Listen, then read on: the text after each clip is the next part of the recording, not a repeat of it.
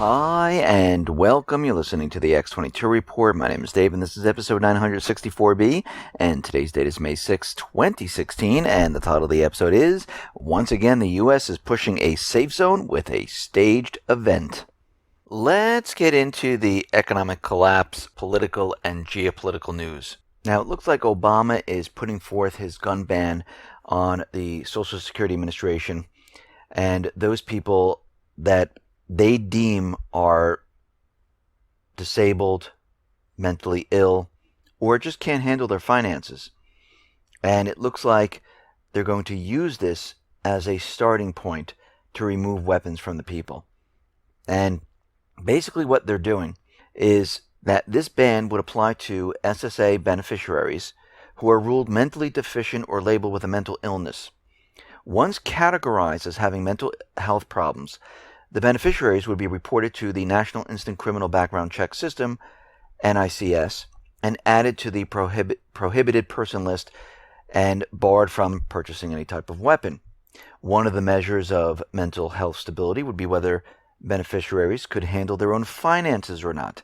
Based on this measure alone, up to about 4.2 million people at this point would lose their Second Amendment rights. Now, you can't really lose them. You always have them. You're born with them. They're just trying to create something where they're saying you can't have a weapon. Now, remember, the government always starts this off in this direction. Everyone goes, oh, this is a great idea. Mentally ill, you can't have it. But who classifies you as having a mental illness? And how do they go about doing this? And what we're seeing right now is that once the beneficiary has the SSA attention by having someone help with finances, the process of determining mental health status begins, becoming incrementally intrusive. And if a ruling of a mental illness sufficient to meet the reporting threshold is handed down, then the beneficiary will be reported to NICS and prohibited from purchasing a gun. So they're going to start here, and just like with everything else, like the income taxes, and everything else, they start at a high level. Everyone thinks it's great, and they slowly move it down. And this is how they get around a lot of this, a lot of the rights that we all have. Now, remember, nothing can overwrite. Nothing is above our rights. And I'm just waiting for one person to come out and challenge this, because once they start implementing this and saying, okay, this person's mentally ill, they better have a really good case, because that person is going to go out and push really hard to defend his or her rights. And we're going to have to see how this plays out and watch this very carefully. Now, we understand that most of the people, they are not for the TTIP, they're not for TPP. And we see out in Germany, 70% of the Germans, they completely oppose the TTIP. They do not want it whatsoever. France is saying they don't want it. And at this point, it looks like TTIP is going nowhere, but we'll have to see what the United States government central bankers do, because every time we see that people do not want it, they push hard in a different direction, and they seem to get things going in their way. So we're going to have to watch this very closely to see what turns out from this. Now, I always talk about how the FBI, NSA, and all these different agencies are spying on the people. But something very interesting occurred. The FBI right now is fighting to keep citizens from knowing if their information is contained in a massive biometric database called the Next Generation Identification System, which collects palm prints, fingerprints, iris scans, facial and tattoo photographs, biographies for millions and millions of Americans. They claim that if people know their information is stored in the database, it will compromise the law enforcement investigations. Now, the Privacy Act requires agencies to share the information they've collected on individuals with that person, but the FBI is saying, no, we don't think we should do this. It's very sensitive, and it wouldn't be in our benefit to let people know about this. Now, privacy advocates, they're arguing the point that allowing an exemption sets a precedent, permitting law enforcement to collect any information they want without informing the citizen they are targeting. If you have no ability to access the record from the FBI or any other agency, guess what? There could be inaccurate information, which then forms a pattern of different types of activity that might not be accurate, and then subjects you to the focus of the FBI. And that seems to be a huge problem. And what we're seeing right now is they're keeping tabs on everyone at this point. They want all your information. We've been talking about this for a very long time. They're correlating the information into one single database.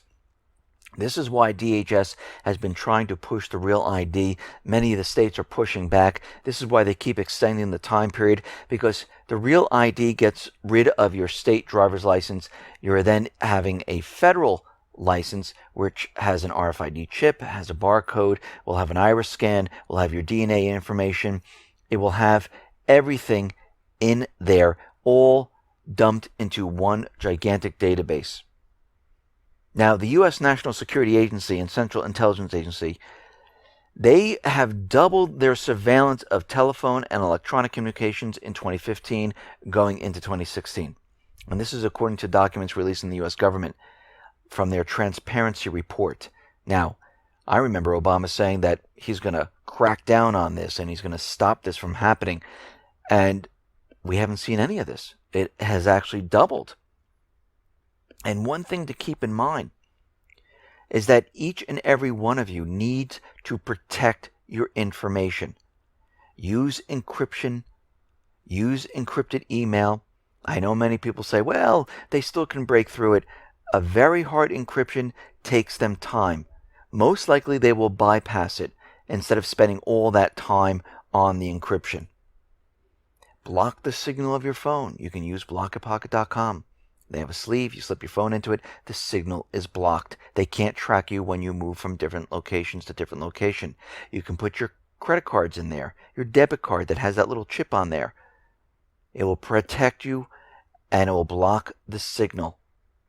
And there's many other ways of doing this, but we should all do this. Just like you lock up your documents, you need to make sure that you lock down your personal information. Why make it easier for the government? We shouldn't. We have the right to privacy. They don't have the right to go ahead without a warrant and look at our information. Even though as time goes on, they're trying to tell the world, tell the people of the U.S. that yes, they do have the rights to do this. And we're starting to see that the FISA court and a lot of other legislation that the government likes to pass, they keep trying to chip away at our rights. Now, Rule 41 grants the U.S. government operatives essentially limitless authority to hack into, surveil, and implant malware into computers and networks anywhere in the world. Now, according to Google, the changes enable various forms of hacking, known in the technical world as remote search techniques, which are essentially high-tech Trojan horse programs that allow agents to manipulate, search, and extract any type of data from infected machines. So what they do is they infect your machine and allows them access into the machine, and they can do this to anyone at this point. So we're seeing that our government no longer abides by the Constitution, the rights of the people. They're melding between government and corporation, which is a fascist country. And as we go forward, we're seeing that they would love to get rid of the rights of the people. And when we look at Common Core, when we look at what they've been doing, we see for the next generation, this is exactly where they're headed. They're trying to train us to accept the new normal. I mean, think about it. Go back in time before there was income taxes. You made your money. You paid no taxes on it. And as time went on, they started out with the wealthy. People complained. People were very angry. And then it came down to the middle class. Then it came down to the poor. And now you're born. You go through the system. You think this is absolutely normal. And this is what they're going to do with the rights. This is what they're going to do with taking weapons away from the people. This is what they're trying to make everyone believe, that you can be searched, you can be spied upon, you don't have to own a weapon, the rights are privileges. And as generations go forward, this is what they'll be learning, and it'll become the new normal unless we stop it. Now, in the past couple of weeks, or actually a couple months now, Angela Merkel was out there and she was saying, no, the borders need to be open. We need to allow immigrants, and a lot of the countries were pushing back saying, no, we need to close down the borders. We need to check who these people are. We just can't let them into the country. And all of a sudden, Angela Merkel said, okay, maybe we need to close down the borders.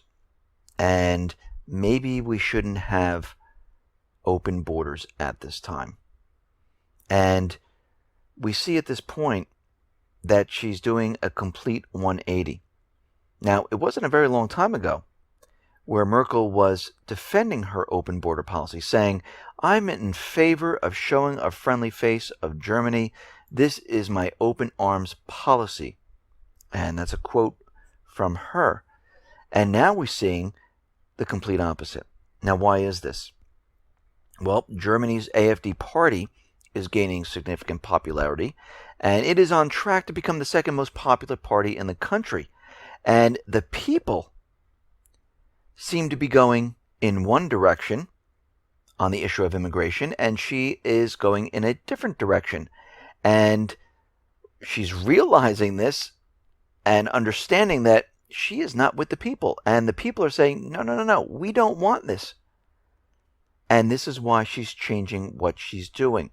Now we're seeing a lot of countries out there closing their borders. And listen, I have no problem with accepting people into the country. There's a reason why we have borders. There's a reason why we have border guards. And that is to not let criminals in, people with diseases. There's a process where people should be checked out, see who they are. Maybe they're a terrorist if you believe the story of the U.S. government, but there's a reason for it. I mean, think about it. If you're sitting in a movie theater or a sporting event and people jumped the gate without paying for it, should they be allowed to stay in there? Should they be allowed to take a seat? No. You get angry. Well, I just paid my ticket. Why does this person, just because they jumped the gate and no one caught them, how can they be in here for free? And all the guards know, the personnel know, and you'd be very pissed at that. Well, it's the same thing with the border. I mean, if we're just going to let everyone in, why have the borders? What's the purpose of them? The borders are there for a specific reason, to go through who these people exactly are. Now, NATO is planning a missile defense expansion. Now, very interestingly, in Poland, they were saying, listen, we're setting up the base here. It has nothing to do with Russia. We're not going to be pointing these missiles at Russia. This is all in your head. We know that they're opening a base in Romania. And we're noticing as soon as these bases now are completed, all of a sudden the U.S. is saying that these bases are going to be used to control Russian aggression. And they're saying that the missile defense system threatens to at least somewhat reduce the effectiveness of Russia's nuclear deterrent. So once again, government employees are out there. They tell you one thing, and it's always the opposite.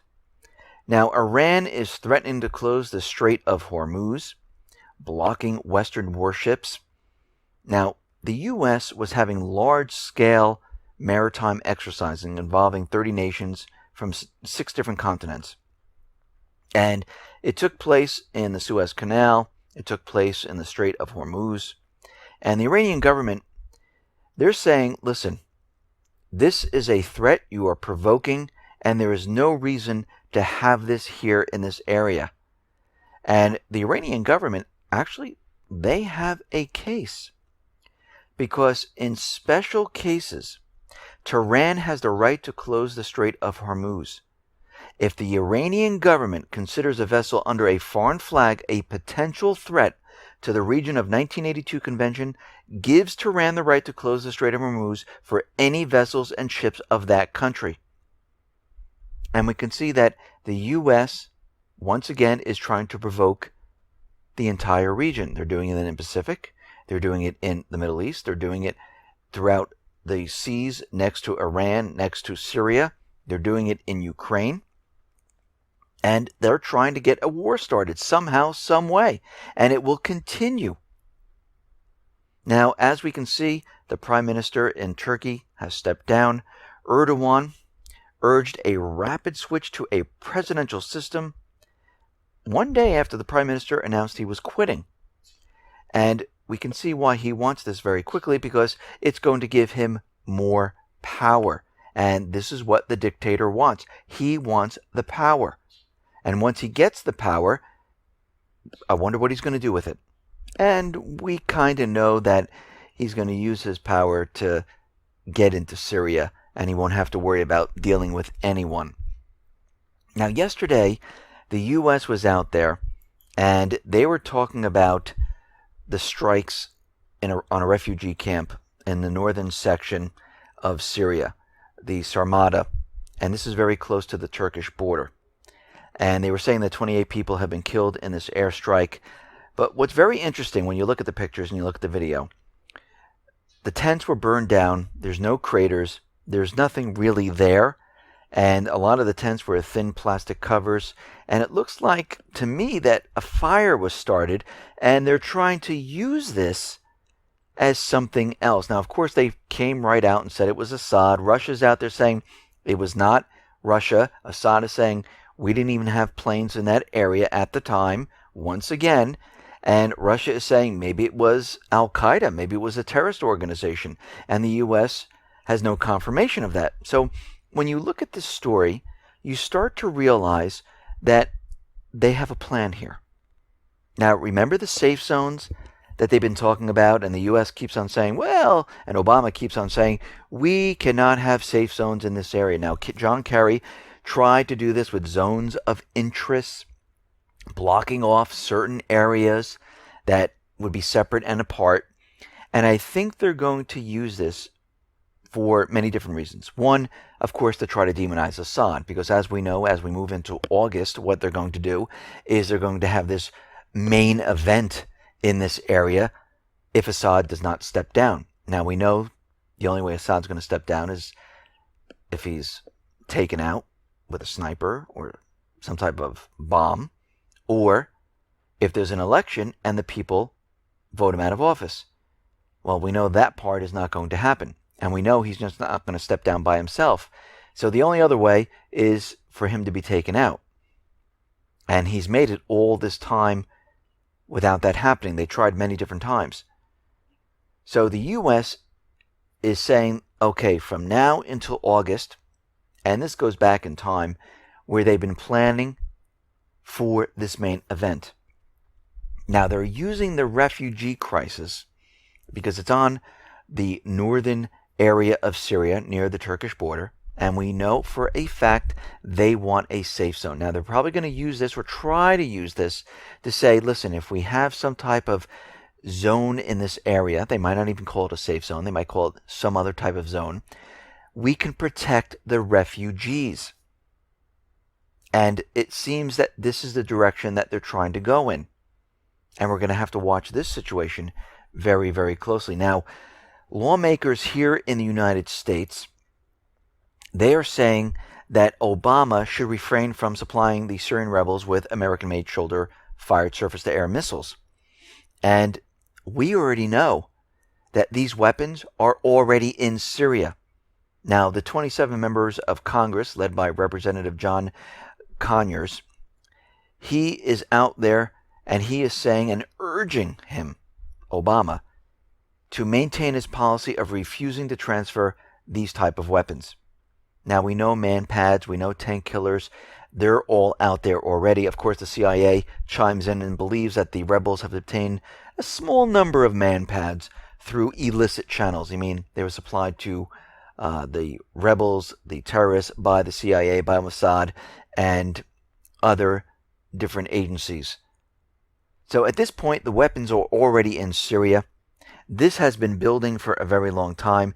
They've been preparing and getting ready for what is coming. And what is coming is this main event. And we know that it's most likely going to happen in August because Congress leaves for vacation. We saw back in 2015, the U.S. decided to bomb Syria without the permission of the Syrian government. We saw back in 2014, right after the elections for Assad, which he won by 87% or so, all of a sudden the Islamic State emerged out of nowhere, but we knew where they came from. They were training all of these soldiers in Jordan, in Turkey, in Qatar, Saudi Arabia, and they just pushed them right into this area. 2013, same time frame, in August, we had the sarin gas attack. So we can see at this point, they made the deadline August because they realize at this point in time, Congress goes on vacation, and they needed this specific time where they were able to prepare for this next event. Think about what they've been doing up to this point. They've been going around to all the different countries, asking them to bring in military assets, asking them to bring in troops, asking them for more of all of it. They've been bringing in military assets covertly. They've been supplying Turkey with missiles right on their border that can reach 90 kilometers. They're upgrading the bases in Syria. They've been upgrading the bases in Iraq. They've been upgrading the bases in Turkey. They're bringing in everything at this point. And they needed this time frame from when they started the peace talks. They're using that as a stall tactic. And they needed these months to prepare for the August event. And the Middle East is going to light up. Listen, everyone, thanks a lot for listening. Be well, be safe, and especially be prepared. Thanks a lot.